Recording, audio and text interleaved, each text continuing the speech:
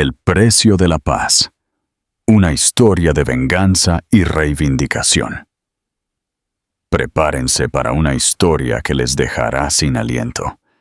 Si les encanta el drama, la intriga y los giros inesperados de la vida, asegúrense de darle me gusta a este video y suscribirse al canal ahora mismo. No querrán perderse cómo se desdoblan los destinos de nuestros personajes. ¿Qué sucede cuando la mujer que descartaste, a la que llamaste simple, sin ambición y una carga que te frenaba, aterriza en una vida que tú solo podías soñar? Ricardo Valdés creía tenerlo todo. Una oficina lujosa en la Castellana, un sueldo de 7 cifras y una deslumbrante nueva esposa trofeo. Desechó a su novia de la universidad, Elena Belmonte, convencido de que había mejorado en todos los sentidos imaginables. La vería por última vez en un evento corporativo que consideraba la cúspide de su éxito, solo para descubrir que el hombre tranquilo y discreto que estaba del brazo de ella no era solo su nueva pareja, era el dueño absoluto de toda la compañía a la que Ricardo había dedicado su vida. Y la venganza estaba a punto de servirse. No caliente y ruidosa, sino fría, silenciosa y absolutamente devastadora. Esta es la historia de cómo un hombre que pensó haber llegado a la cima fue empujado desde el pico por el fantasma de una vida que abandonó con tanta negligencia. Dale me gusta a este video ahora. Si estás listo para un viaje inolvidable, no olvides suscribirte y activar las notificaciones para no perderte otra poderosa historia. Y cuéntanos en los comentarios desde qué parte del mundo nos estás viendo. Capítulo 1. El punto de ruptura. El punto de ruptura. El aire en el minimalista y multimillonario ático de Madrid se sentía delgado y estéril, muy parecido a la conversación. Ricardo Valdés se ajustó los puños de su camisa hecha a medida, la tela impecable en marcado contraste con los bordes deshilachados de su relación de 14 años con Elena. Simplemente ya no funciona, Elena, dijo, su voz teñida de una finalidad ensayada, casi aburrida. Evitó mirarla a los ojos, observando en su lugar el ventanal de suelo a techo, mientras la reluciente extensión de Madrid se extendía debajo. Esa vista, ese ático, esa vida, él se lo había ganado. Y Elena, en sus vaqueros desgastados y una simple camiseta gris, ya no encajaba en el cuadro. Elena Belmonte se aferró a una taza de té tibio, con los nudillos blancos. Su corazón era una piedra fría y pesada en su pecho. 14 años, Ricardo. Eso no es algo que simplemente decides que ya no funciona, como un electrodoméstico defectuoso. «No te pongas dramática», se mofó él, girándose por fin para encararla.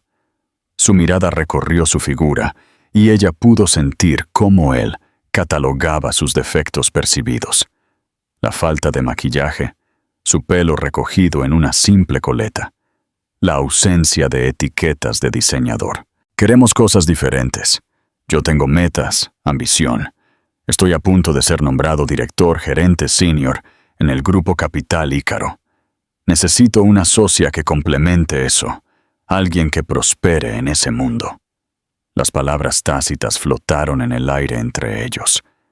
Alguien que no eres tú. Elena había sido una estrella en ascenso en el mundo de la historia del arte. Pero a medida que la carrera de Ricardo en las finanzas comenzaba su ascenso meteórico, las exigencias crecieron. Ella se había retirado voluntariamente, posponiendo sus propias ambiciones para apoyar las suyas. Entonces, todo este tiempo, dijo ella, su voz temblando ligeramente, las cenas que organicé para tus clientes, los fines de semana que pasé sola mientras viajabas, la carrera a la que renuncié, ¿eso era yo frenándote? Éramos críos cuando nos conocimos, dijo él despectivamente, agitando una mano como si espantara una mosca molesta. Hemos crecido por separado. Mi vida se mueve en una cierta dirección. Y la tuya, bueno, está estática. Eres conformista. Te falta impulso. Elena, eres feliz con tus libros y tu vida tranquila. No hay nada de malo en eso. Pero no es suficiente para mí. Ese fue el corte más profundo. Él había tomado su contentamiento, la paz que ella había cultivado en los pequeños espacios que él le permitía, y lo había convertido en un defecto de carácter. El divorcio fue un asunto brutal y eficiente. Ricardo fue generoso, le dijo a todo el mundo. Le permitió quedarse con la modesta cuenta de ahorros que habían comenzado y la mitad del capital de la venta de su primera casa. Una miseria comparada con la fortuna que él había amasado. El ático, la colección de arte que ella había curado, todo era suyo. El último día, mientras Elena empacaba sus últimas pertenencias en cajas de cartón, Ricardo entró con Isidora, una mujer que parecía haber sido ensamblada en un laboratorio con el propósito específico de ser la novia de un multimillonario. Isidora era todo pelo rubio, dientes imposibles y un vestido que costaba más que el primer coche de Elena. «Ricardo, cariño», ronroneó Isidora, ignorando a Elena por completo. «¿Estás seguro de que quieres dejar ir este cuadro? Los colores son un poco apagados». Ricardo se rió, un sonido que hizo que el estómago de Elena se encogiera. «Lo que tú quieras, nena. Podemos redecorar todo el lugar, un comienzo completamente nuevo». Elena se quedó quieta, con una caja de libros en sus brazos. Miró a Ricardo y vio a un completo extraño. La calidez en sus ojos había sido reemplazada por un brillo frío y metálico. Ella no dijo ni una palabra, simplemente se dio la vuelta, salió del ático y no miró atrás. Su nuevo apartamento era pequeño, en un barrio de Barcelona con más carácter que glamour. Los primeros meses fueron una tranquila mezcla de duelo. El silencio era lo más ruidoso. No había cenas de última hora para clientes que preparar, ni trajes que recoger de la tintorería, ni ego que gestionar. Solo estaba ella, un martes lluvioso, mirando las paredes blancas de su apartamento. Se encendió una chispa. Se merecía más que esta tristeza silenciosa. Se merecía estar rodeada de belleza, la clase que ella entendía. Tomó el generoso acuerdo de Ricardo e invirtió en sí misma. Comenzó un pequeño negocio de consultoría de arte unipersonal desde la mesa de su comedor. Lo llamó Belmonte Curatorial. Cada éxito, por pequeño que fuera, era un ladrillo puesto en los cimientos de su nueva vida. No seguía la vida de Ricardo, pero era imposible evitarla. Él era una característica habitual en las páginas de Sociedad, siempre fotografiado con Isidora. El magnate financiero Ricardo Valdés y la socialité Isidora deslumbran en la gala de la ópera. Pero mientras colgaba la pieza final de arte en la casa de un cliente, un vibrante abstracto que daba vida a toda la habitación, sintió una satisfacción que ninguna foto de Sociedad podría capturar jamás. Estaba construyendo algo real, algo propio, y apenas estaba comenzando. Pregunta interactiva. ¿Creen que Elena lamentó haber renunciado a su carrera por Ricardo? ¿O creen que esa renuncia fue el detonante de su verdadera libertad? Dejen su opinión en los comentarios abajo. Capítulo 2. El ascenso silencioso. El ascenso silencioso. Alejandro Soler se movía por el mundo como un fantasma. Era una de las pocas personas en el planeta cuya riqueza era tan vasta que le permitía el único lujo que nadie más podía comprar: la verdadera anonimidad. Sus participaciones abarcaban aviación, incubadoras de tecnología, vastas extensiones de bienes raíces y una cartera de firmas de capital privado, una de las cuales era una empresa de rendimiento medio en la que apenas pensaba: el Grupo Capital Ícaro. Su nombre no estaba en ningún edificio. No concedía entrevistas. Su holding empresarial, Soler Global, era un nombre susurrado en los más altos escalones de las finanzas europeas. Su pasión era el arte. Coleccionaba porque era lo único que silenciaba el ruido de su vida. Supo de Elena Belmonte a través de una fuente de confianza, el director de un importante museo, para el que Alejandro era un donante significativo, aunque anónimo. «Hay una mujer», había dicho el director, Elena Belmonte. Era brillante, una de mis mejores alumnas. Desapareció por un matrimonio, pero ha vuelto. Tiene el ojo. No solo ve un cuadro, ve el alma detrás de él. Encuentra historias, no solo activos. La palabra historias picó el interés de Alejandro. Estaba cansado de dealers que solo hablaban de récords de subastas. La primera vez que Elena conoció a Alejandro fue en un pequeño café, a medio camino entre su apartamento y su discreta oficina. Ella esperaba a un magnate pomposo y envejecido. El hombre que se levantó para saludarla era lo contrario, de unos 40 y tantos, con ojos amables e inteligentes. Vestía un simple jersey de cashmere y vaqueros oscuros. Había un aura de quietud a su alrededor, un marcado contraste con la energía frenética de Ricardo. «Señorita Belmonte, soy Alejandro Soler. Gracias por reunirse conmigo. Por favor, llámeme Elena». Su conversación no fue sobre dinero. Él quería saber qué le apasionaba. Ella se encontró hablando durante una hora, con un entusiasmo que no había sentido en años. Habló de los maestros españoles, de la tranquila dignidad de un Sorolla. Él escuchaba, verdaderamente escuchaba. No interrumpió. No revisó su teléfono. «Estoy buscando una pieza», dijo. «Algo para mi estudio personal. Es una habitación tranquila. Quiero que el arte refleje eso, no el silencio, sino la contemplación sosegada. ¿Puedes ayudarme a encontrar eso?» Su relación se desarrolló a través de visitas a galerías y largas conversaciones tomando café. Él era un rompecabezas que ella disfrutaba resolviendo lentamente. Evidentemente, era un hombre de inmensos recursos, pero no había ostentación. Su reloj era elegante, pero no llamativo. Hablaba de viajes de negocios a Singapur y Zúrich tan casualmente como Ricardo hablaba de un fin de semana en la costa. Nunca mencionó su empresa ni su posición. Ella se abrió a él. Le contó sobre su carrera académica abandonada, la lenta erosión de su confianza durante su matrimonio y la tranquila alegría que estaba encontrando al reconstruir su vida. «Me dijo que me faltaba impulso», confesó ella una tarde. Vio mi contentamiento como una debilidad. Alejandro se quedó en silencio por un momento. «El contentamiento no es lo opuesto al impulso», dijo finalmente, con voz suave. «Es el combustible. Un hombre que necesita el caos constante para sentirse vivo es un hombre que huye de sí mismo.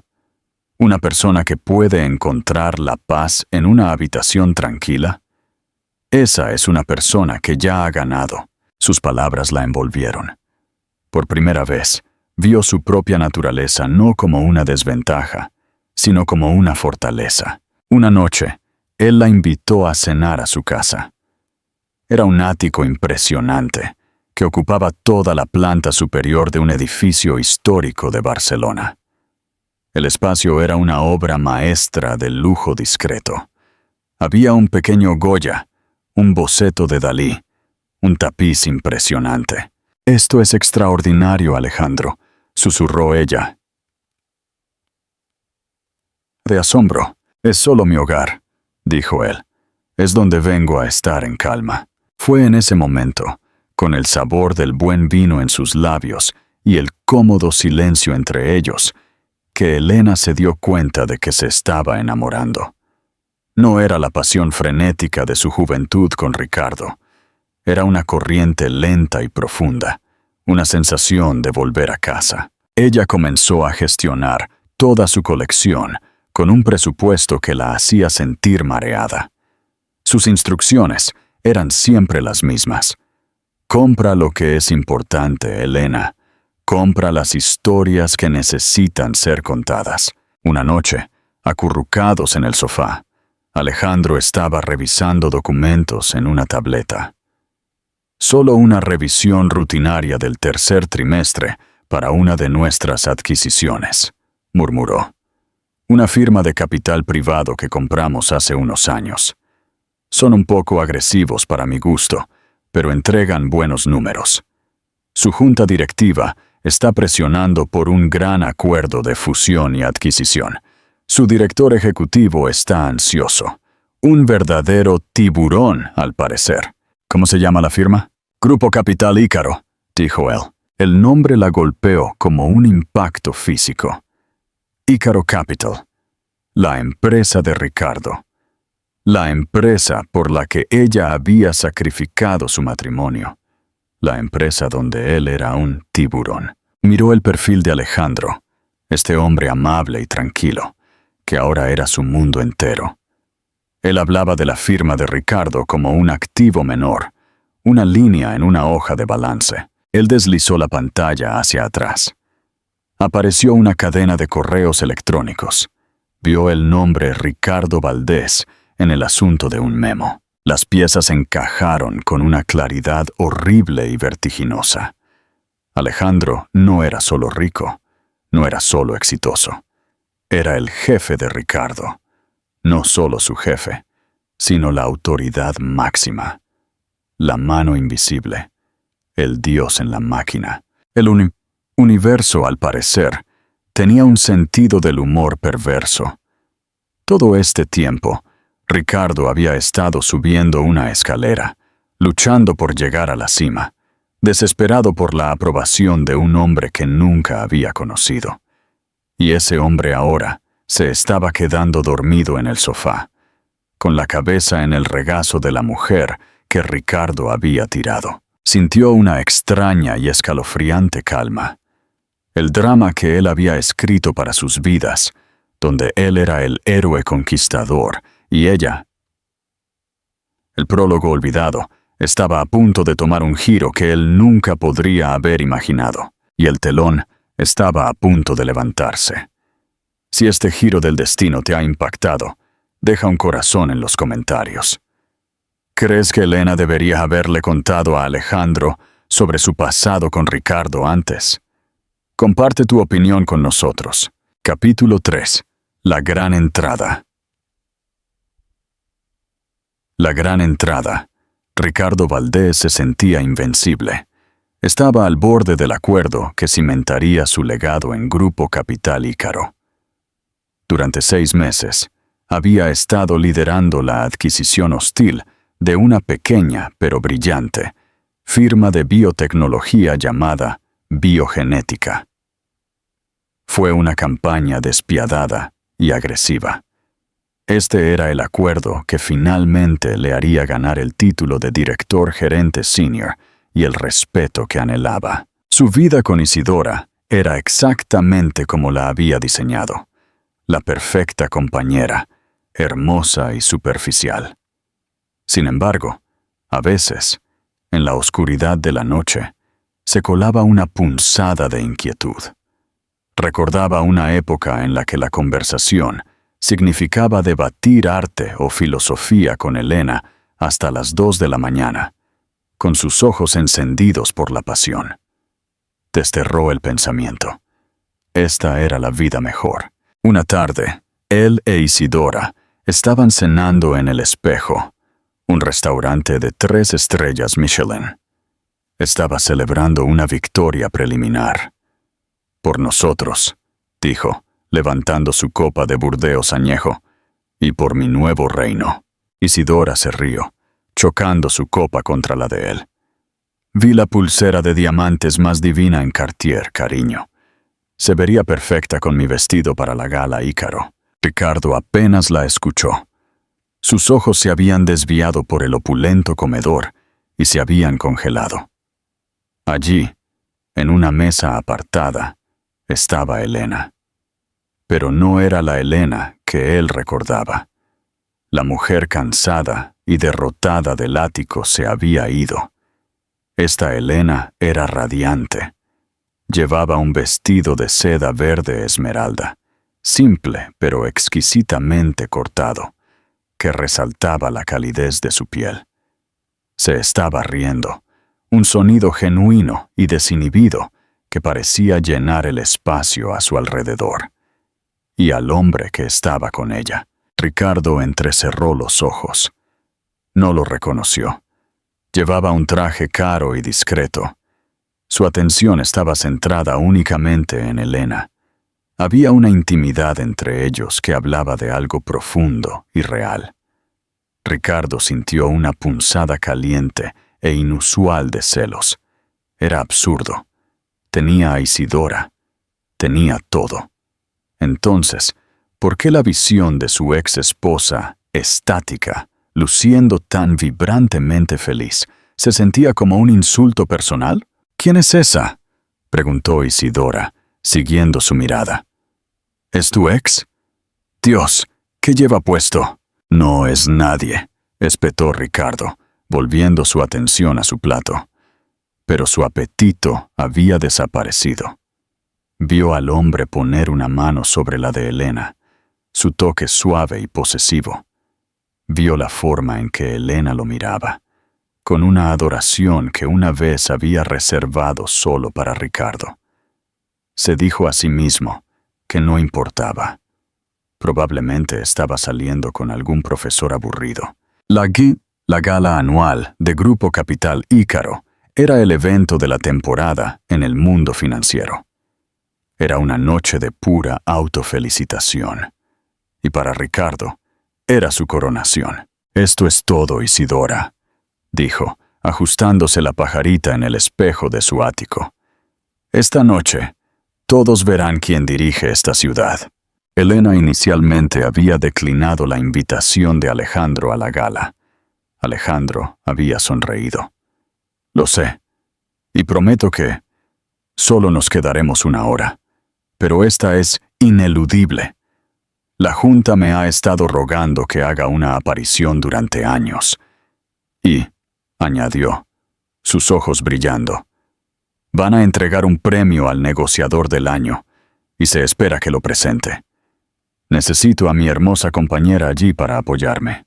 Ella cedió, con un nudo de pánico y anticipación formándose en su estómago. Ícaro Capital, negociador del año. Tenía que ser Ricardo. El universo no solo era humorístico, era un dramaturgo cruel y brillante. Eligió su vestido con cuidado. Era un impresionante traje de seda azul medianoche, elegante y potente. Mientras se miraba al espejo, apenas reconoció a la mujer que la miraba. Esta no era la ex esposa ratón de Ricardo. Esta era una mujer que conocía su propio valor. Una mujer que estaba junto a uno de los hombres más poderosos del mundo. La gala se celebró en el gran salón de baile del hotel más lujoso de la ciudad. Ricardo estaba en la entrada, regodeándose con las felicitaciones de sus colegas. Una obra maestra, Valdés, tronó su jefe directo, Roberto Millán, dándole una palmada en la espalda. La adquisición de biogenética se estudiará durante años. El hombre de Soler Global estará muy complacido. Ricardo se pavoneó. Solo haciendo mi trabajo, Roberto. Fue entonces cuando un silencio cayó sobre la sala. Las cabezas se giraron hacia la gran entrada. Alejandro Soler había llegado. Se movía con la misma gracia tranquila, pero en este contexto se magnificaba en un aura de inmenso poder. La multitud se abrió para él como por una fuerza invisible, y en su brazo, luciendo serena e increíblemente hermosa, estaba Elena. La copa de champán de Ricardo se deslizó de sus dedos, haciéndose añicos en el suelo de mármol. El sonido se perdió en el jadeo colectivo de la sala. Se quedó mirando fijamente. Su mente se negaba a procesar lo que sus ojos veían. Era como presenciar el choque de dos mundos, dos narrativas que nunca debieron cruzarse. Elena, con el hombre del restaurante, y toda la sala lo estaba mirando a él, no con admiración, sino con un asombro creciente y horrorizado. El hombre que había sido un fantasma, una leyenda, la fuente máxima de poder en su mundo, estaba aquí, y su ex esposa estaba de su brazo. «Ricardo, ¿qué está pasando? ¿Quién es ese hombre?», preguntó Isidora, su agarre en su brazo apretándose. «Señor Soler», dijo Roberto Millán Manzananas, tapando por su rostro una cómica máscara de reverencia y shock. «Estamos profundamente honrados por su presencia, señor Soler». El nombre resonó en el cráneo de Ricardo. Soler Global. La empresa matriz. El dueño. Su sangre se heló. El hombre al que su ex esposa miraba con tanto amor. No era solo un pretendiente anónimo. Él era el dueño de todo. Él era dueño de Ícaro. Él era dueño de Ricardo. Los ojos de Elena, tranquilos y firmes, se encontraron con los suyos al otro lado de la sala. No había malicia en ellos. No había triunfo. Solo una comprensión tranquila y devastadora. En esa única mirada, todo el mundo de Ricardo Valdés se derrumbó. Alejandro, aparentemente ajeno a la onda de choque que había creado, asintió cortésmente al CEO de Ícaro. «Roberto, un excelente evento». Su voz era fácilmente audible en la sala silenciada. Sus ojos, sin embargo, estaban en Elena. «Creo que conocen a mi socia, Elena Belmonte». La cabeza de Roberto Millán se giró hacia Elena. Su rostro era una cómica máscara de confusión y pánico. «Elena». «Sí, claro». «Qué maravilloso verte», tartamudeó, su sonrisa servil temblando. La ceremonia de entrega del premio al negociador del año fue una ejecución pública. Ricardo, que había estado anticipando este momento durante meses, tuvo que caminar desde su mesa hasta el escenario con piernas que se sentían como plomo. Alejandro recibió el pesado premio de cristal. Caminó hasta el podio. Su presencia, que comandaba la atención absoluta de cada persona en la sala. «Buenas noches», comenzó Alejandro, su voz tranquila y mesurada. «Ícaro Capital ha tenido un año rentable, y una parte clave de ello ha sido la estrategia agresiva de M&A, liderada por nuestro director, Ricardo Valdés». Hizo una pausa, dejando que el nombre flotara en el aire. «La adquisición de biogenética, en particular, ha sido notada por su tenacidad», continuó Alejandro, eligiendo la palabra con precisión quirúrgica. «Fue una campaña que valoró la victoria por encima de todo. Sin duda, ha asegurado un activo importante para la cartera». Ricardo sintió un débil atisbo de esperanza. Tal vez esto estaría bien. Quizás Soler era un pragmático. «Sin embargo», dijo Alejandro, su tono cambiando casi imperceptiblemente, «en Soler Global, creemos que el cómo se gana importa tanto como el sí se gana. El valor verdadero y sostenible no se construye sobre tierra quemada. Se construye sobre la integridad, la previsión y las alianzas, no sobre la destrucción hostil». Se giró completamente hacia la audiencia. «Me temo que el costo de esta victoria superará con creces el precio que pagamos». Fue una repulsa completa y absoluta. No solo estaba criticando el acuerdo, estaba desmantelando toda la filosofía sobre la que Ricardo había construido su carrera. Lo estaba llamando imprudente y miope frente a toda la industria. Alejandro miró entonces directamente a Ricardo. Un destello de algo ilegible en sus ojos. Le extendió el premio de cristal. «Felicidades, señor Valdés». Ricardo tomó el premio. Se sintió tan pesado como una lápida. Sus manos temblaban. Caminó de vuelta a su mesa, con el rostro ardiendo de humillación. Isidora lo miró fijamente. Su expresión era una mezcla de miedo y disgusto. Su valor a los ojos de ella estaba cayendo en tiempo real. El mensaje era claro. Su santo patrón lo había excomulgado. El viaje a casa fue silencioso y frío. Isidora se sentó lo más lejos posible de él. «¿Y bien?», dijo ella finalmente, su voz goteando hielo. «Tu ex esposa está saliendo con el hombre que es dueño de tu empresa». «No lo sabía», dijo Ricardo, su voz un susurro ronco. «¿Que no lo sabías?», soltó una risa aguda y fea. «Tú, Ricardo Valdés, el hombre que lo sabe todo, que se enorgullece de tener todos los ángulos cubiertos. Se perdió esto. Me dijiste que era una don nadie, una triste ama de casa, viviendo en un apartamento patético». «Lo era», insistió él. La desesperación se coló en su voz. «Claramente no lo era», se mofó Isidora. «Dios mío, la humillación. Todo el mundo me estaba mirando. No estaban mirando porque estaban celosos.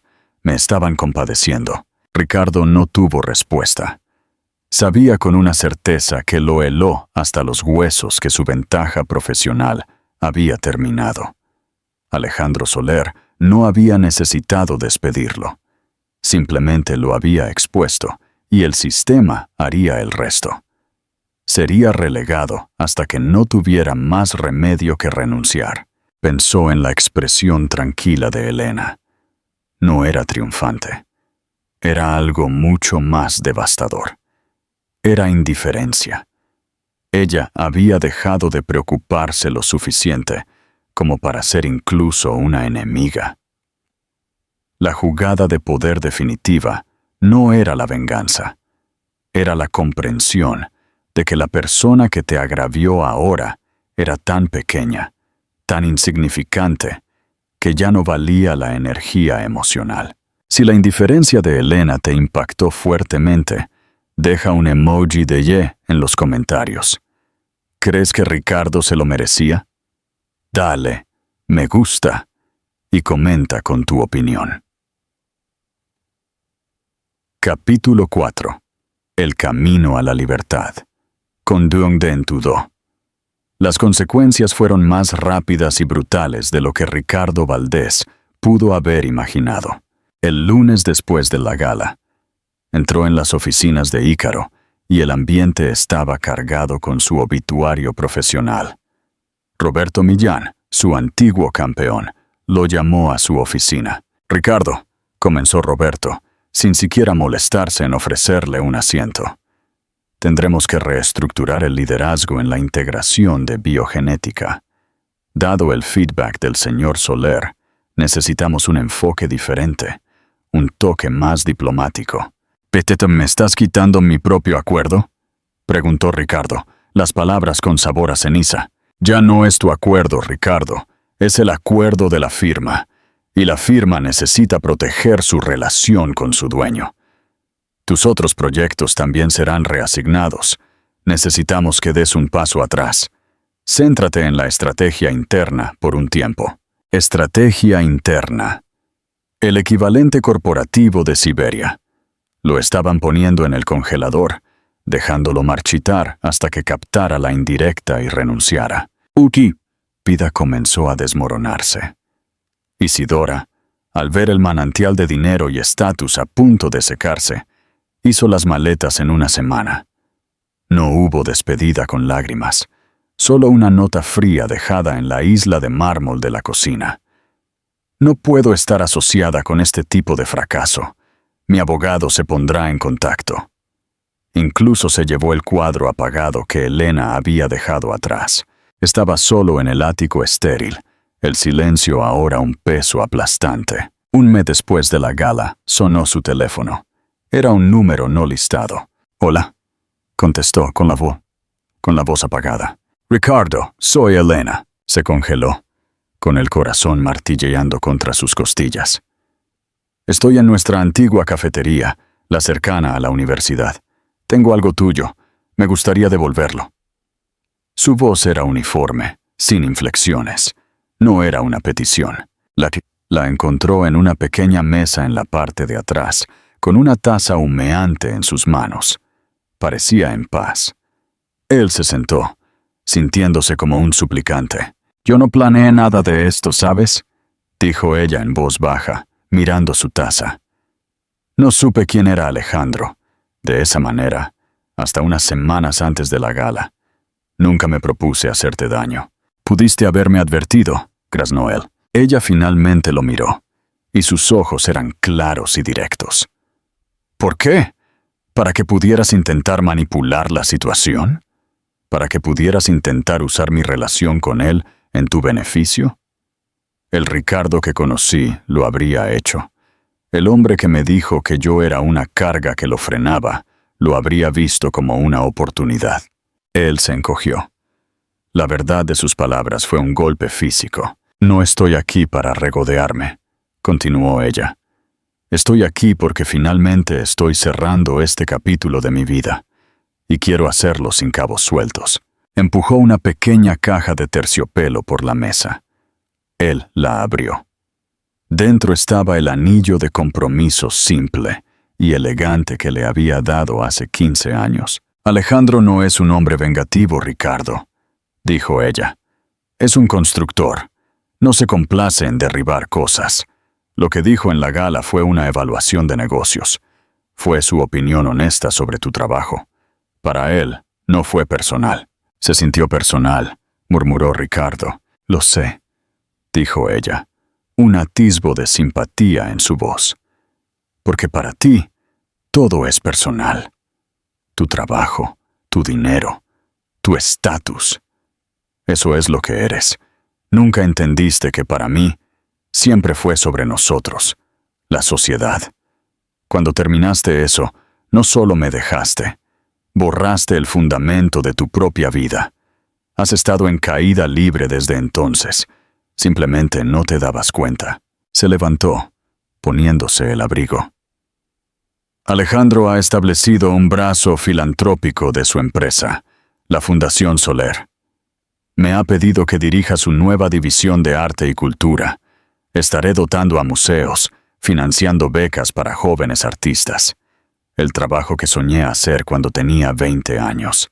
Ella le dio una última mirada persistente. No era lástima, sino una especie de triste despedida. «Adiós, Ricardo. Espero que encuentres algo real sobre lo que construir la próxima vez». Se dio la vuelta y salió de la cafetería, dejándolo solo con los fantasmas de quienes solían ser y la ruina de lo que se había convertido. Miró el anillo, un círculo perfecto que representaba una promesa que había roto. Por primera vez en su vida adulta, Ricardo Valdés lloró. Lloró por la pérdida de la única cosa de verdadero valor que jamás había poseído: el amor de una buena mujer. Un año después, el mundo era un lugar diferente para ambos. El exilio de Ricardo fue completo. Su renuncia formal de Ícaro fue una inevitabilidad. Vendió el ático para cubrir la montaña de deudas que el estilo de vida de Isidora había acumulado. Finalmente, encontró un puesto a 2 usos horarios de distancia, en una ciudad conocida por su modestia, no por su ambición. Ahora era un analista senior en una firma de logística de mercado medio, una compañía que movía cajas reales, no millones abstractos. Su anonimato era absoluto. En el supermercado, solo era un tipo comprando leche. En la oficina, solo era el tipo nuevo de fuera.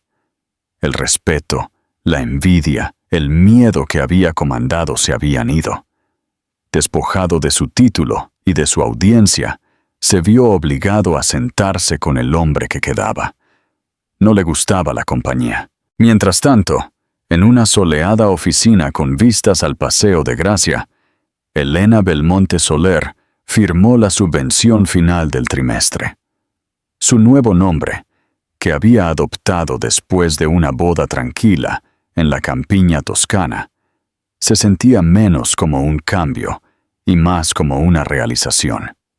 Como directora de la División de Arte y Cultura de la Fundación Soler, Elena se había convertido en una de las figuras más importantes de su campo.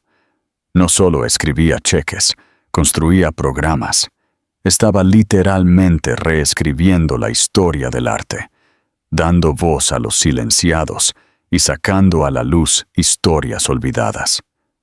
Su vida tranquila había encontrado su gran propósito. Su asociación con Alejandro era un estudio de equilibrio sereno. Él buscaba su consejo no solo sobre arte, sino sobre el impacto humano de sus empresas comerciales. Una noche, regresando a casa de una inauguración de galería, Alejandro deslizó su mano en su brazo. ¿Alguna vez piensas en él?, preguntó suavemente. A veces, admitió ella, solo con tristeza. Pienso en él como un personaje de un libro que leí hace mucho tiempo. Un hombre que estaba tan aterrorizado de ser ordinario que nunca aprendió a ser verdaderamente extraordinario. Pensó que el valor era algo que podías poner en una hoja de balance. Ella apoyó la cabeza en su hombro, en paz. Nunca entendió que las cosas más valiosas de la vida son las que no tienen precio. Y ahí lo tienen, la historia definitiva de la justicia kármica. Esto no se trataba de una mujer que buscaba venganza. Se trataba de una mujer que redescubría su inmenso valor, mientras que el hombre que la descartó aprendía la brutal diferencia entre el precio y el valor.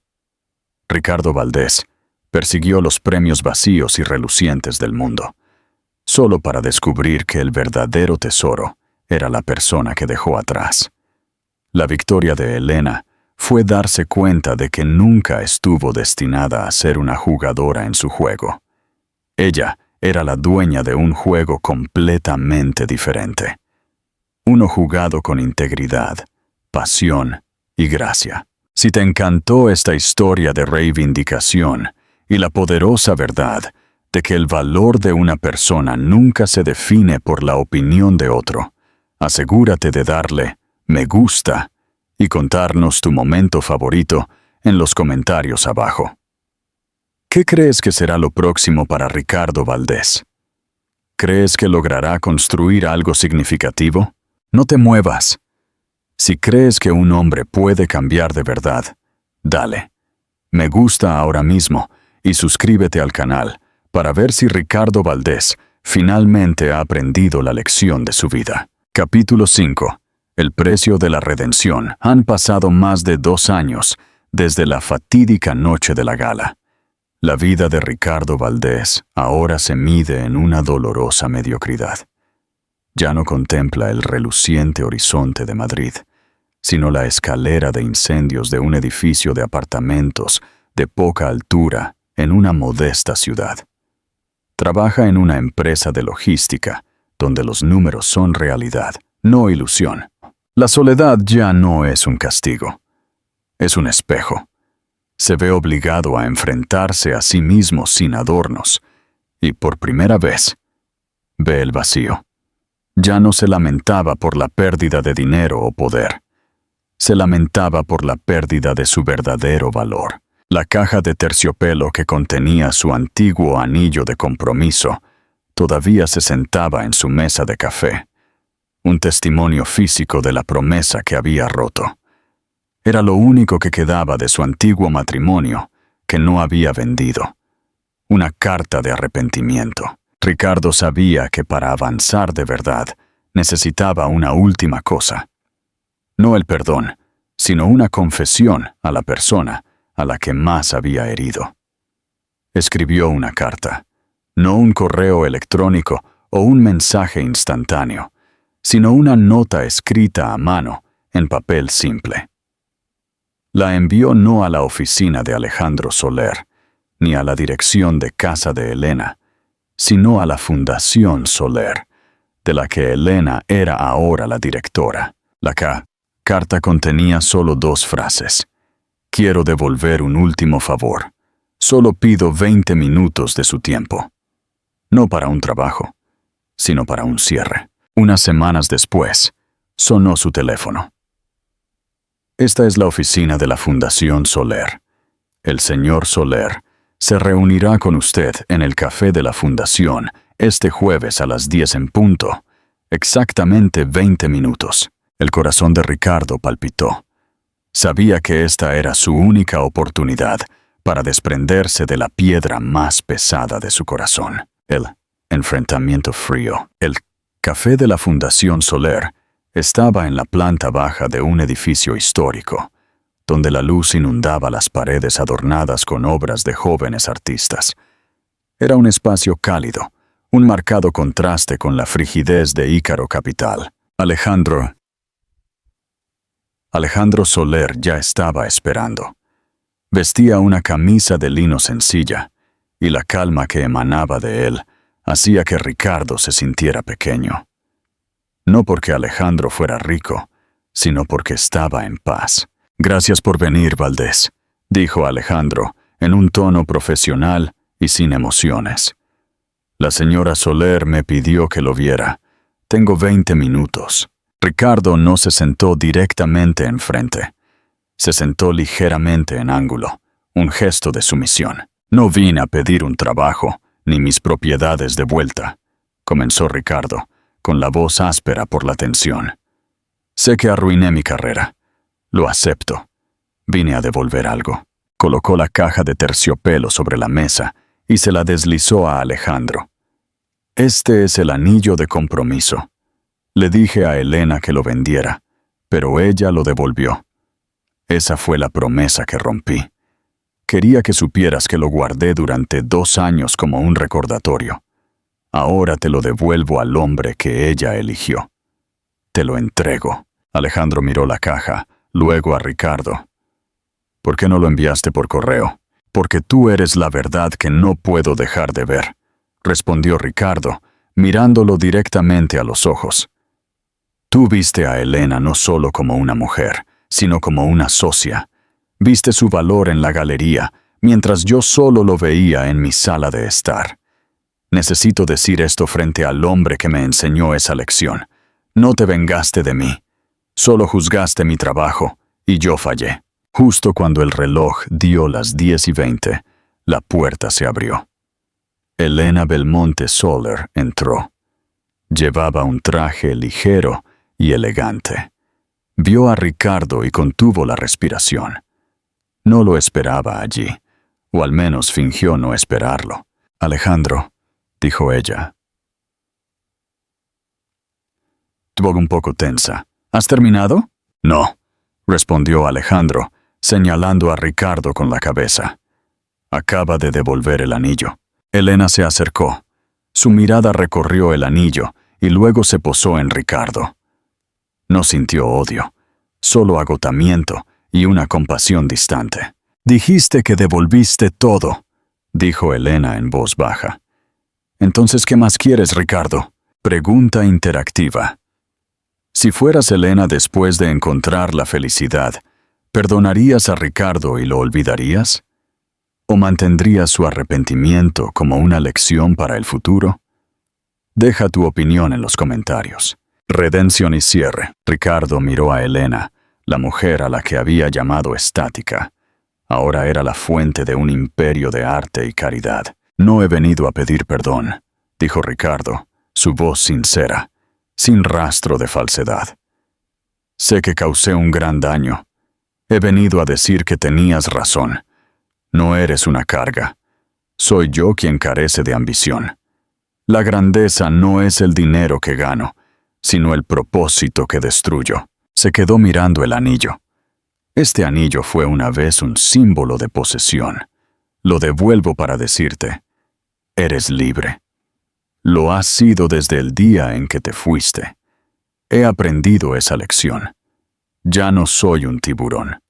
Soy un pez pequeño tratando de aprender a nadar sin morder. Se puso de pie. «Ese es el último favor que quiero devolver. Buena suerte a ambos». Ricardo les dio una ligera reverencia y se giró para irse. Elena no dijo una palabra hasta que la puerta del café se cerró. Miró a Alejandro y luego recogió la caja de terciopelo. ¿Crees que lo dice en serio? Alejandro se encogió de hombros con su serenidad característica. No importa, mi amor. Vino aquí para liberarse a sí mismo. Su salvación no es nuestra preocupación. Elena miró el anillo. Luego miró por la ventana donde Ricardo caminaba por la calle. Un hombre completamente ordinario entre la multitud. Abrió la caja, sacó el anillo y lo dejó caer en la taza de papel que Ricardo acababa de usar. Su valor es su lección, dijo ella. No es mi propiedad. Se giró hacia Alejandro, que la miraba con amor en sus ojos. Volvamos a nuestro trabajo. Elena y Alejandro salieron del café, dejando el anillo sobre la mesa. Era una reliquia, el símbolo de una promesa rota, un reino caído y una lección aprendida a un alto precio. El perdón de Elena no fue una palabra, fue un acto de dejar ir. Ella no eligió la venganza, ella eligió crecer. Ricardo obtuvo lo que quería, el reconocimiento de que su vida mejor no fue una coincidencia, sino una consecuencia directa de su grandeza oculta, que él, al ser demasiado ciego, no logró ver. El enfrentamiento finalmente había terminado. Ricardo ha pagado su deuda. Elena ha recuperado su paz. La lección no es que la mujer descartada gana, sino que un hombre lo pierde todo cuando juzga mal a la única persona que realmente lo ama. Si la decisión de Elena de dejar ir el pasado te parece el verdadero acto de fuerza, no olvides suscribirte y cuéntanos en los comentarios qué crees que hará Ricardo con su vida, ahora que ha encontrado el cierre. Capítulo 6. El sabotaje invisible. Sufahuay Bohin. El final de Ricardo Valdés no marcó la paz, sino el comienzo de una nueva guerra. Una guerra fría, silenciosa, librada no con martillos de herrero, sino con documentos legales y cifras. Elena Belmonte Soler, como directora de la División de Arte y Cultura de la Fundación Soler, se había convertido en una figura influyente. Su último y más ambicioso proyecto era la Beca Vallada, un fondo para artistas marginados y mayores, nombrado en honor a las mujeres silenciadas en la historia del arte. El proyecto atrajo la atención de coleccionistas y críticos, pero también de enemigos. Una mañana de lunes, en su soleada oficina de Barcelona, la atmósfera se rompió. Roberto Millán, el ex CEO de Ícaro Capital, quien, tras el escándalo de Ricardo, fue discretamente forzado a renunciar, había sido nombrado director de una poderosa firma de capital de riesgo que competía por las mismas esferas de influencia. Su objetivo: desacreditar a Elena. La campaña de calumnias. El ataque comenzó de forma sutil. Primero, en las redes sociales de arte especializadas, surgieron perfiles anónimos que cuestionaban la experiencia práctica de Elena, insinuando que su puesto era meramente un adorno de esposa para el señor Soler. Luego, la Beca Vallada recibió un golpe directo. Elena descubrió que un importante mecenas anónimo se había retirado de la beca en el último minuto, retirando un fondo crítico para el proyecto.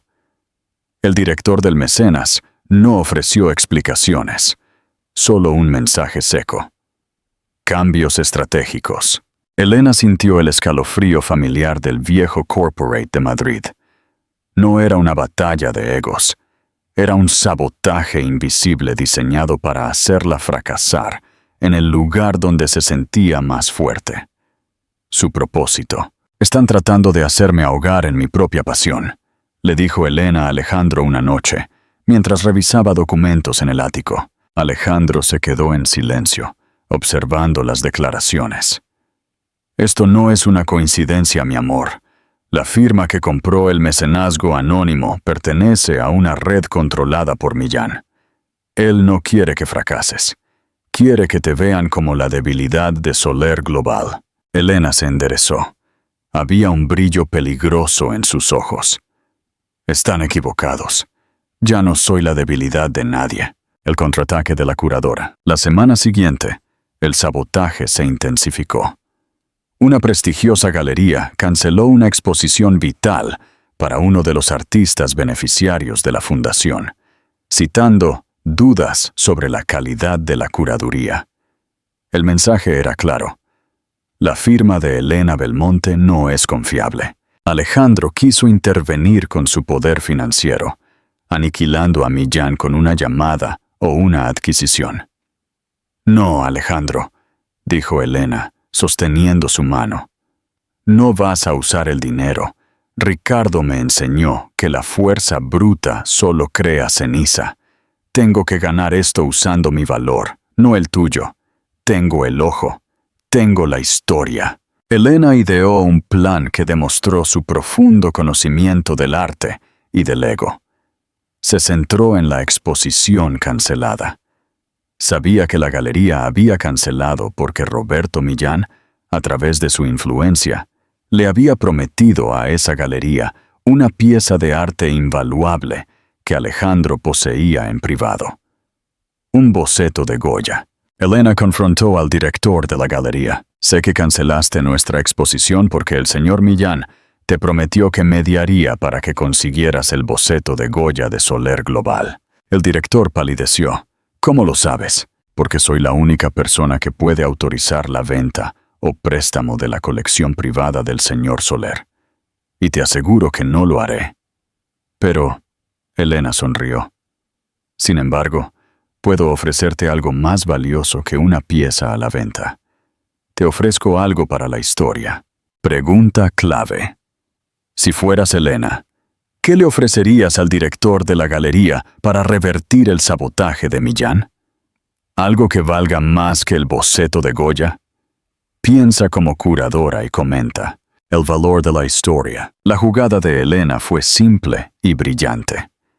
Ella entendió que la élite del arte no solo quería posesión, también quería legitimidad. En lugar del Goya, Elena ofreció a la galería una coexposición temporal exclusiva de 5 obras maestras de la colección privada de Alejandro Soler. Piezas que nunca antes habían sido vistas por el público. Con una condición. La galería tenía que reinstalar la exposición del artista marginado, dándole el lugar de honor y una inauguración con Alejandro y Elena presentes. El director, con la perspectiva de una exclusiva mundial de la colección Soler y la garantía de legitimidad que conllevaba la presencia de Alejandro, aceptó de inmediato. El prestigio triunfó sobre el dinero. Roberto Millán fue humillado públicamente. Su intento de sabotear a Elena no solo fracasó, sino que, sin querer, impulsó a la Fundación Soler a la vanguardia de la escena artística de Barcelona. El rumor se extendió. Nunca desafíes a la esposa de Soler. Ella no usa dinero. Usa el arte para aniquilarte. El sabotaje invisible se había vuelto visible, y Elena había ganado usando su verdadera fuerza. La capacidad de ver el alma de las cosas. Esa noche, Alejandro abrazó a Elena en su ático. Lo hiciste. Ganaste. Gané en mis propios términos, dijo ella, acurrucándose en él. Ya no soy la mujer que Ricardo llamó estática. Soy la mujer que elige las historias que se cuentan. El sabotaje invisible había confirmado la elección final. El valor de Elena no residía en ser un accesorio de hombre, sino en ser el motor de un legado. Y en su mundo, la historia que eligió contar sobre sí misma era la más invencible de todas. Si crees que Elena merece este triunfo, comenta con la palabra leyenda y no olvides suscribirte para el próximo capítulo de la saga. Capítulo 7. La sombra de la familia. Tras el fiasco del sabotaje invisible orquestado por Roberto Millán, la reputación de Elena como gestora y curadora se disparó. La Fundación Soler se convirtió en el referente de la legitimidad en el arte, y Elena y Alejandro formaron un dúo poderoso, combinando la visión filantrópica con un respaldo financiero inquebrantable. Sin embargo, en el mundo de los Soler, la grandeza de Alejandro era, paradójicamente, una ofensa. Alejandro no era un Soler de nacimiento. Era un Julián, que conservó el apellido original de su madre, el hijo adoptivo y heredero de doña Isabela Soler, la matriarca de la fortuna familiar, fallecida hace años. Su éxito con Soler Global y su elección de casarse con Elena, una forastera sin linaje noble y con un turbulento pasado mediático, era visto por sus primos y tíos como un peligro moral y financiero. La familia Soler, controladora de antiguos fideicomisos y accionistas minoritarios en la red de Alejandro, temía que Elena, con su pasión por el arte desfavorecido, desviara la fortuna hacia causas excéntricas. El chantaje navideño, el ataque llegó con la sutileza de un telegrama. En la cena anual de Nochebuena, celebrada en la gigantesca finca familiar en la costa, el ambiente era más frío que el aire exterior. Don Elías Soler, el primo mayor y principal abogado de la familia, tomó la palabra. Alejandro, querido, estamos impresionados con el rendimiento de Soler Global, dijo don Elías, con una sonrisa que no llegaba a sus ojos. Pero la fundación nos preocupa. Elena sintió la tensión en la mesa. Las cabezas de los primos se giraron, observándola como si fuera una pieza de exposición de mal gusto. La fundación está prosperando, Elías, replicó Alejandro, con su habitual tono tranquilo. Hemos triplicado los beneficiarios este año. Sí, los beneficiarios, intervino su esposa, Teresa Ine. ¿Pero a qué precio?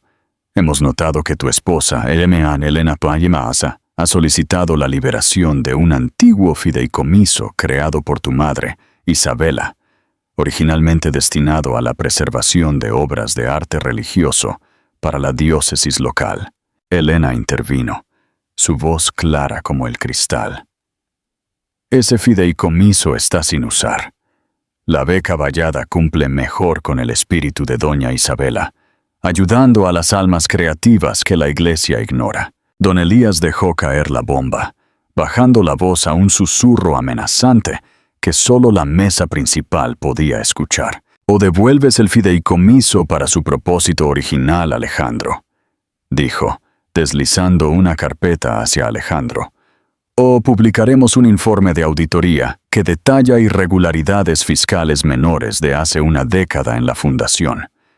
Irregularidades que no son graves, pero que, puestas en manos de la prensa, destruirán la reputación de Elena y paralizarán todos sus proyectos».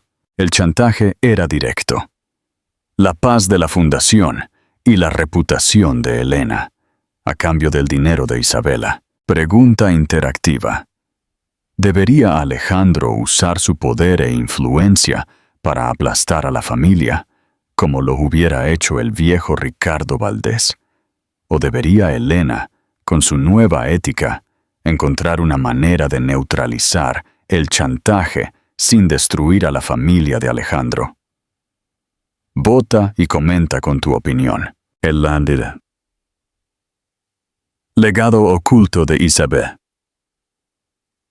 De Isabela, Alejandro miró a Elena. Ella le devolvió una mirada no de pánico, sino de confianza inquebrantable. «No, Elías», dijo Alejandro, «no cederemos al chantaje. Elena ha traído decencia de vuelta a esta familia». Elías sonrió con suficiencia. «Qué lástima. Prepárense para el escándalo entonces». Alejandro no se levantó a pelear. Esperó. Recordó las palabras de su madre adoptiva, Isabela, una mujer que siempre odió la codicia de su propia sangre. Al día siguiente, Alejandro y Elena fueron a la casa del abogado personal de doña Isabela, un anciano llamado Don Miguel. «Mi madre siempre me dijo que si la familia intentaba controlarme, yo tenía una llave», dijo Alejandro. Don Miguel suspiró y abrió una caja fuerte. Dentro no había dinero, sino un único documento, un anexo al testamento de Isabela Soler, escrito a mano y firmado un día antes de su muerte. El anexo revelaba que doña Isabela había previsto exactamente el comportamiento de sus codiciosos parientes. Estipulaba que si, en cualquier momento, cualquier miembro de la familia Soler intentaba obstruir o sabotear el trabajo filantrópico de Alejandro, el 50% de las acciones minoritarias de la familia en Soler Global, que les daban poder de veto, se transferirían inmediatamente a un fondo fiduciario llamado el Fondo Julián, que solo Alejandro y su esposa, Elena, podían controlar. La sombra de la familia era, de hecho, la sombra protectora de la madre, el triunfo de la integridad. Alejandro y Elena convocaron una reunión de emergencia con don Elías y el consejo familiar. «O nos dan el fideicomiso», comenzó Elías, blandiendo el informe de auditoría. «O mañana, la reputación de Elena Belmonte será pasto de la prensa». Alejandro deslizó el anexo de Isabela por la mesa. «Querido Elías», dijo Alejandro, copiando el tono frío y distante de su primo. «Mi madre dejó esto para ti y tus cómplices. Si publicas una sola palabra sobre las cuentas de mi esposa, este anexo se activa. Mañana por la mañana, perderán sus derechos de voto en Soler Global y la mayor parte de su capital. La Fundación Soler seguirá operando, pero Soler Global estará permanentemente fuera de su alcance». El rostro de don Elías se desmoronó. Él había usado el chantaje. Alejandro había usado la ley. «Mamá nunca confió en ustedes», susurró Alejandro, no con odio, sino con lástima. «Me enseñó que la integridad es la única herencia que vale la pena proteger». Elías y el consejo se retiraron en silencio, la derrota grabada en sus rostros pálidos. El informe de auditoría fue quemado en la chimenea de la finca, sin que se publicara una sola línea. Elena y Alejandro regresaron a Barcelona esa misma noche, dejando el veneno de la codicia atrás. El amor y la lealtad que compartían habían superado no solo el pasado de Ricardo, sino también la sombra tóxica de la familia Soler. Habían demostrado que en su relación y en su imperio no había debilidad, solo fortaleza ética. Si crees que la sabiduría de doña Isabela salvó el día, comenta con la palabra Isabela. Y no olvides suscribirte para el final de esta saga. Capítulo 8. El último mensaje. 3 años habían pasado. Elena Belmonte Soler estaba en la cima de su carrera. Sentada en el mismo ático que una vez le pareció la sede de un fantasma. Ahora era su hogar y el centro de un amor forjado en la honestidad. La Fundación Soler había duplicado su impacto. Ella había logrado lo que Ricardo Valdés nunca pudo: convertir el dinero en significado y el poder en bondad. Alejandro y ella eran inseparables. Su poder no era ruidoso. Era la certeza silenciosa de que ambos se habían elegido por quienes eran y no por lo que poseían.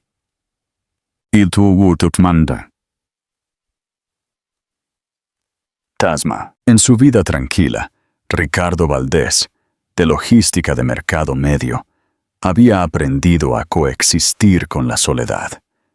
Ya no era un infierno, sino un lienzo en blanco. Un día, mientras estaba en su modesto apartamento, recibió un paquete por correo. No tenía remitente. Dentro, encontró un viejo libro de arte, un catálogo del Museo del Prado que Elena había atesorado en sus días de estudiante. Estaba dedicado en el interior, a quien encuentra valor en lo que no tiene precio.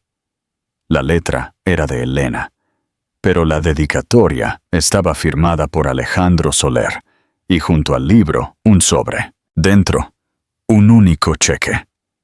No era para él. Era una dotación anónima a nombre de una pequeña galería local en su ciudad actual, un lugar que Ricardo a veces visitaba. Era un cheque a nombre de su nuevo yo, el hombre que apreciaba el arte por la belleza, no por la inversión. El mensaje no era una burla, ni una oferta de trabajo. Era una liberación.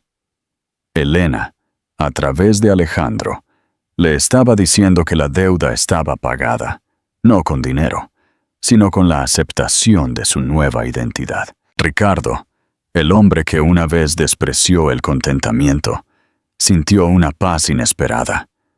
No hubo redención completa, pero hubo cierre.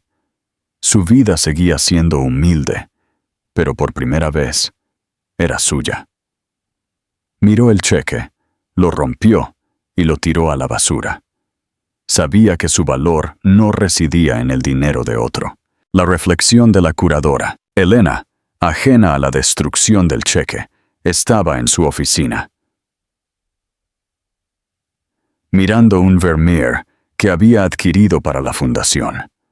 Era un cuadro tranquilo, centrado en la luz y la vida cotidiana. Ricardo nunca entendió este cuadro, le dijo a Alejandro, que entraba con un café. Pensó que la luz era un truco. Él siempre buscó el precio de las cosas, y tú buscaste el valor, dijo Alejandro, besándola en la frente. Mi mayor victoria, reflexionó Elena, sosteniendo el café de su esposo, fue darme cuenta de que el mundo que perdí con él no era un reino, sino una jaula de oro.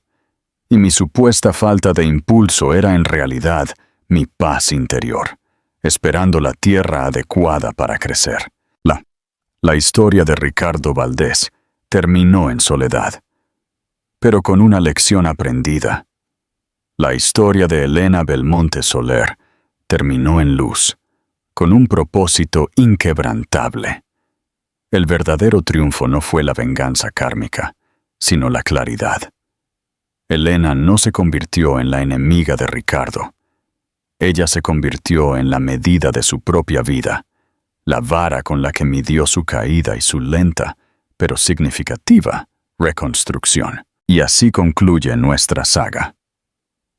Esta historia nos recuerda que la verdadera medida de un hombre no es su riqueza o su poder, sino lo que elige construir después de perderlo todo. El valor real de una persona no está en el precio que el mundo le pone, sino en la paz que encuentra en su propia alma. Gracias por seguir la saga hasta el final. Comenta con la palabra "el fin" para cerrar este libro y cuéntanos qué saga quieres que escribamos a continuación. Suscríbete ahora para no perderte la próxima historia poderosa.